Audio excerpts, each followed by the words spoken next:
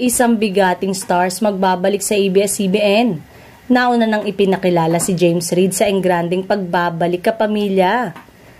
Ang actress at TV host na si Ma Salvador naman, matapos nga po ang 5 taon, nagbalik na bilang isang kapamilya ang aktor, mga awit at talent manager na si James Reid. At sa kanyang muling pagtapak sa paligid ng Kapamilya Network, engrande ang pagsalubong sa kanya ng buong kapamilya ng Sunday variety show na ASAP. Nakabalik na rin bilang kapamilya ang actress at TV host na si Ma Salvador. Si Ma ang ikalawang kapamilya star na nagkaroon ng grand homecoming sa ASAP.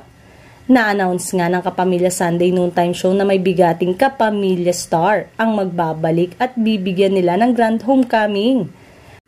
Bukod nga sa unang star na nabanggit ay mukhang hindi daw inaasahan ang homecoming na ito sa Kapamilya Network sa mga susunod na linggo, na dapat nating abangan bilang on the road na ang ASAP sa kanilang pagdiriwang ng kanilang 30 taong anibersaryo sa 2025.